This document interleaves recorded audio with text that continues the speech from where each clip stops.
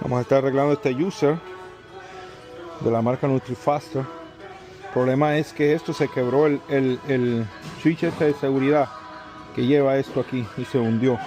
Él va aquí, entonces esto, cuando ponen el pasón aquel aquí, lo ponen aquí, hunde esto. Y entonces se partió y se fue para allá adentro. Entonces aquí traigo el nuevo para instalarlo, para que les trabaje eso, porque esto lo necesitan mucho eso para hacer sus jugos. Y vamos a estar cambiando eso. ¿Okay? Este fue el que se partió.